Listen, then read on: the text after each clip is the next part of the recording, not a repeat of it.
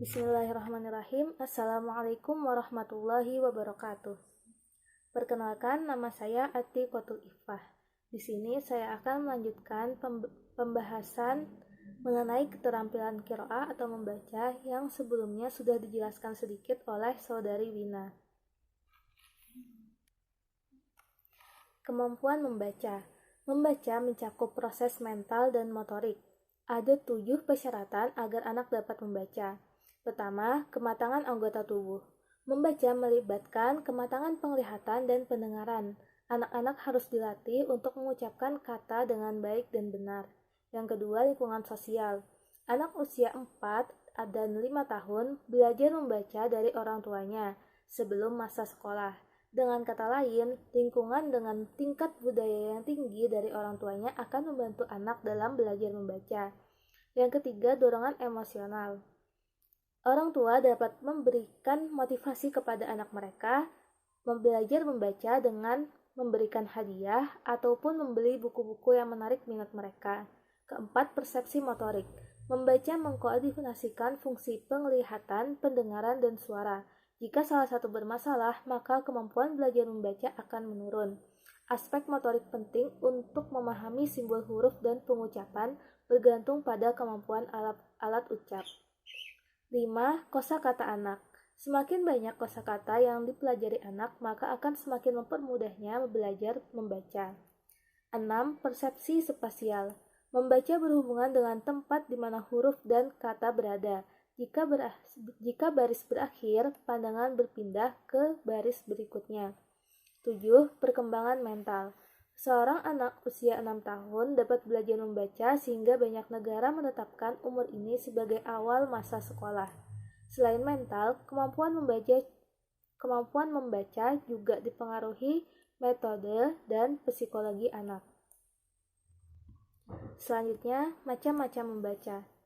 Ada 3 teknik membaca, yaitu membaca dalam hati atau diam disebut dengan qiraah sam'iyah, membaca nyaring disebut qiraah jahriyah, dan membaca suara atau audio disebut qiraah sam'iyah.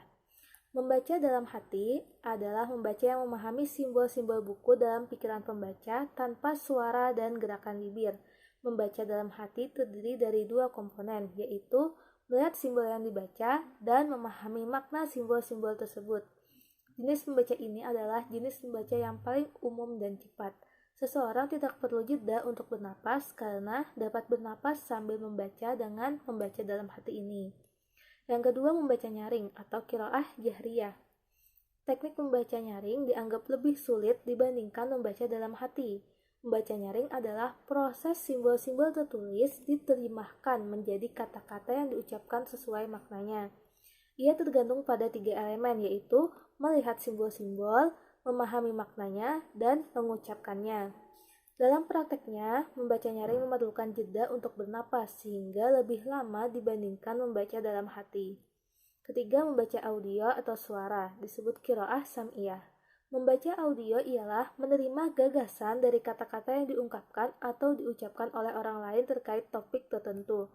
Agar mendapatkan informasi dengan baik, harus mendengar dengan baik dan memperhatikan tata krama mendengarkan, seperti tidak mengganggu dengan pembicaraan di luar tema, memperhatikan nada suara dan gerakan verbal pembaca. Selanjutnya, mekanisme membaca. Ada beberapa hal yang mempengaruhi mekanisme membaca, yaitu pertama, gerakan mata dalam membaca. Tentunya dalam membaca gerakan mata kita tidaklah monoton. Ada beberapa gerakan mata dalam membaca. Yang pertama, gerakan maju. Misalnya, ketika kita membaca bahasa Arab, kita membacanya dari kanan ke kiri. Atau kita membaca bahasa Latin, bahasa Indonesia, kita membacanya dari kiri ke kanan. Yang kedua, gerakan membuktikan atau menyelidiki, atau disebut verification, yaitu mengembalikan penglihatan dari titik akhir ke belakang untuk memastikan apakah yang kita baca sudah benar atau keliru.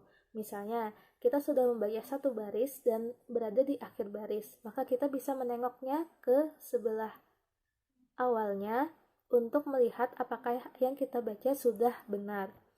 Yang ketiga, jeda atau pause. Lama jeda seseorang dipengaruhi oleh usia, budaya, bahasa, teknik membaca nyaring atau diam, kesehatan individu, dan jenis teks yang dibaca apakah menarik ataupun membosankan. Yang kedua, persepsi visual atau visual perception, yaitu proses memahami, mengenali, dan memeriksa sebuah kata. Ketiga, kecepatan dalam membaca. Orang zaman sekarang perlu banyak membaca buku, majalah, cerita, surat kabar, arsip, laporan, serta membaca buku ilmiah. Kecepatan rata-rata membaca nyaring antara 3 sampai 6 kata per detik, sedangkan membaca dalam hati berkisar antara 5 sampai 6 kata per detik. Ini disebabkan karena membaca dalam hati itu bisa lebih cepat dibandingkan membaca nyaring. Kecepatan membaca ini bisa ditingkatkan dengan latihan secara rutin. Selanjutnya, interpretasi fisiologis dari proses membaca.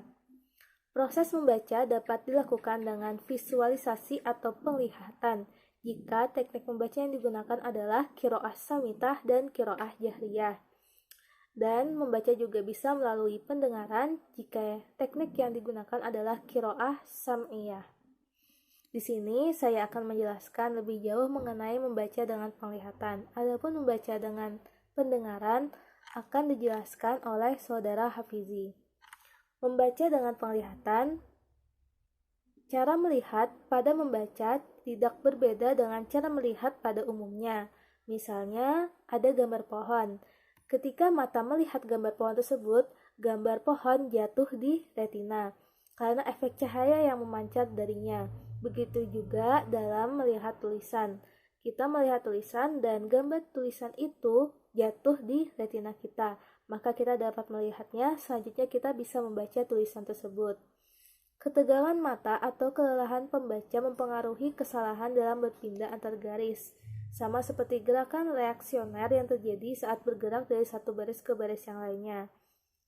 Jadi, ketika mata kita tegang atau kita mengalami kelelahan, mungkin kita kurang fokus dalam membaca, sehingga kita bisa berpindah baris dengan melompat atau melewati satu baris ke baris berikutnya.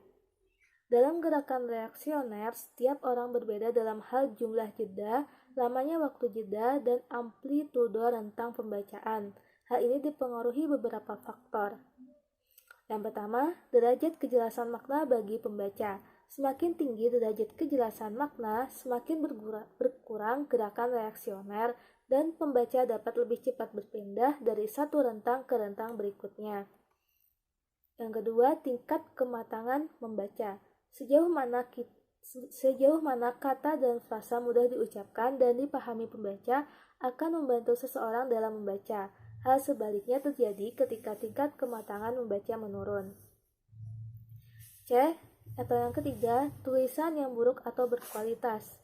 Huruf dan kata yang kabur menyebabkan seseorang membaca banyak jeda dan banyak gerakan refleksionernya.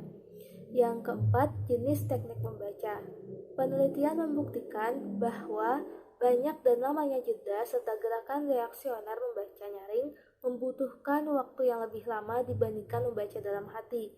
Hal ini disebabkan karena dalam membaca nyaring akan ada jeda untuk bernapas, gerakan mata dan reaksioner yang berlangsung, serta harus mencocokkan suara dengan simbol yang ada. Mungkin sampai di sini penjelasan dari saya, akan dilanjutkan oleh materi berikutnya saudara Hafizi. Syukran ala ihtimamikum wa afu minkum. Wassalamualaikum warahmatullahi wabarakatuh.